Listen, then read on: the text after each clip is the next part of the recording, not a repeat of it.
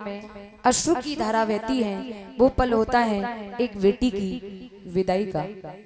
कितना भी वज्र कलेजा का भाई क्यों ना हो, कितना भी वज्र कलेजा का बाप क्यों ना हो, वो भी अपने आप को नहीं थाम पाता एक बेटी की विदाई पर। राजा देवक को ये बात मालूम पड़ी कि मेरी बेटी देवकी जा रही है, तो देवक दौड़ते हुए आए, बेटी को सीने से लगाया और फूट फूट करके रोए और एक बात कही, बेटा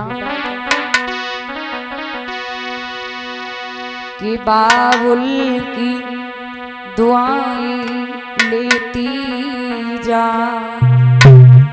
जा तुझे सुखी परिवार मिले।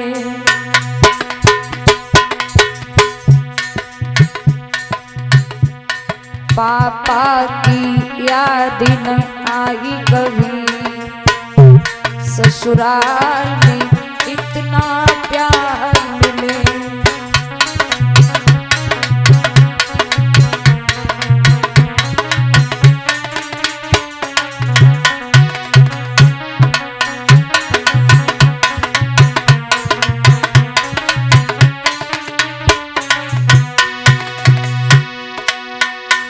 ना जो सी पाला है तुमको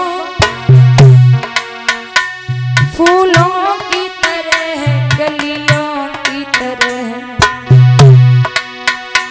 बाहों ने झुलाया है मेरी,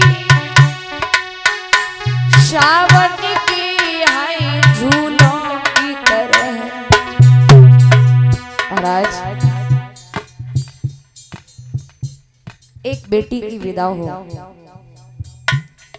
एक बेटी की विदाई में सबसे ज्यादा कौन रोता है? कौन रोता है? भाई। उस भाई से पूछा जाए कि भाई तू क्यों रो रहा है? बहन घर में रही तब तक तूने उसे चैन से नहीं रहने दिया, झगड़ता रहा, उससे लड़ता रहा, उसे मारता रहा। तब वही भाई कहता है कि भैया तुम्हें ये लगता कि हम बहन भाई का वो झगड़ा था, लेकिन हम बहन भाई का वो झगड़ा नहीं था, हम बहन भाई का वो प्यार था जो चूहे और बिल्ली की तरह हम दोनों झगड़ते रहते थे। बोले रो क्यों रहा है? बोले रो तो इसलिए रहा हूं कि जब जब मुझ में मेरे भाई में झगड़ा हुआ होगा, तब तब थोड़ी देर बाद मुझ में मेरी बहन में झगड़ा हुआ होगा, तो थोड़ी देर बाद मेरी बही बहन मेरे लिए भोजन की थाली परस करके लाई और कहती है कि भैया तूने आज खाना नहीं खाया है ना, ले चल खाना खा ले। रो तो इसलिए रहा हूं जिस बहन को मैंने पीटा, हर जब झगड़ा होता तब मेरी ही गलती होती थी, लेकिन तब भी वही बहन मेरे लिए भोजन का थाल लेकर के आती थी। रो तो इसलिए रहा हूं। बेटी की विदाई में एक शख्स ऐसा होता है जो खुल करके नहीं घुट करके रोता है। यज्ञपति महाराज, घुट करके नहीं, वो खुल करके नहीं, घुट करके रोता है। वो कौन होता है महाराज? बेटी का बाप। पिता एक ऐसा शख्स होता है बेटी की विदाई करते समय खुल करके नहीं घुट करके रोता है। एक पिता एक बेटी की शादी करता है तो बेटी की शादी की तैयारियां 1 महीने 2 महीने 3 महीने पहले से भाग दौड़ करना शुरू कर देता है। बेटी की शादी की तैयारियां भाग दौड़ करना शुरू कर देता है। भोजन मिल गया तो खा लिया, नहीं खाली पेट ही भाग रहे हैं। पैरों में चप्पल पहन ली तो पहन ली नहीं, नंगे पैर ही भाग रहे हैं। ये होता है पिता।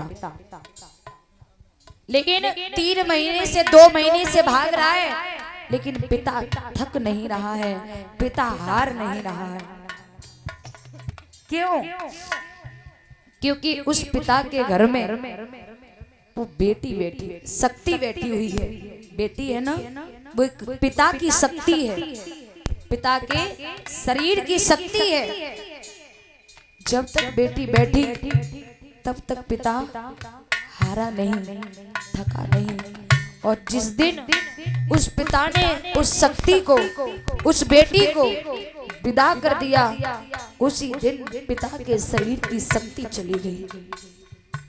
अगर टेंट वाले भी आए ना कि शाम मेरा हिसाब कर दो, तो बूढ़ा बाप एक ही बात कहता है, भैया शक्ति नहीं है, कुछ दिन बाद आना। पिता एक ऐसा शख्स होता है जो खुलकर के नहीं, घुट कर के रोता है। एक चीज शायद आपने अंदाज लगाया होगा, एक पिता एक बेटी की शादी कर देता है, उसी दिन से पिता का शरीर गिरना शुरू हो जाता है, झुकना शुरू हो जाता है। क्योंकि पिता के लिए एक बेटी ही ऐसा शख्स होती है जो पिता बेटी से अपबीती कह सकता है, लेकिन बेटी के चले जाने के बाद वो पिता अंदर ही अंदर घुटता है, रोता है, लेकिन दिल के किसी से नहीं कहता है। ये होता है पिता।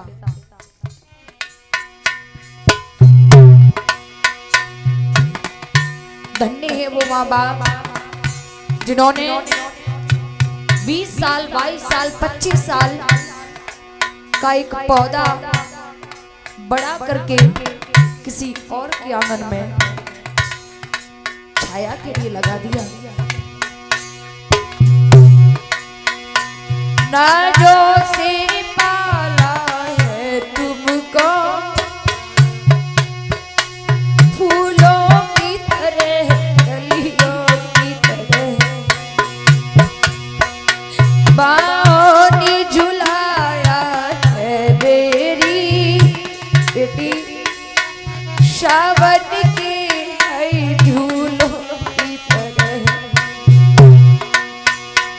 चलती चलती है दुआ प्रभु से, तुझे अमर रूप तेरा श्वास मिले।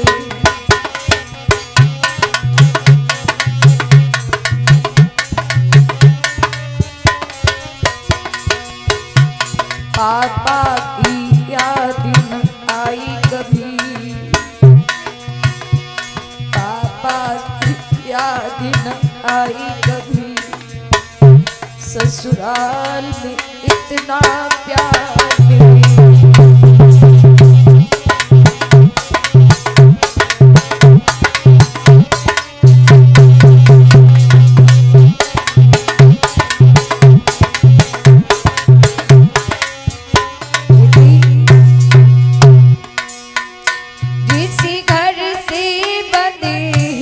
भाग्य तेरे खुश घर में सदा खुशियाँ रहो, ओठों पे खुशी की झलक रहे, माथे पे सिंदूरी विदिया रहे,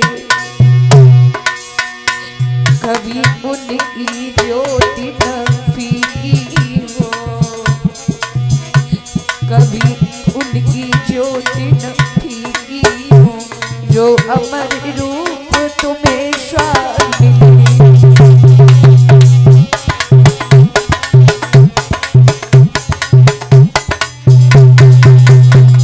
पापा की याद न आई कभी, ससुराल में इतना प्यार मिले।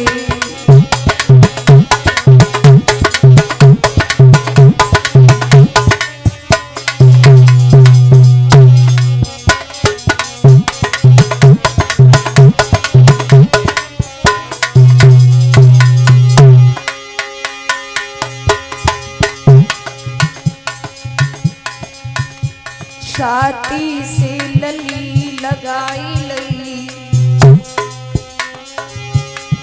हृदय से लली लगाई लई, बोली ससुराल को जाओ बेटी।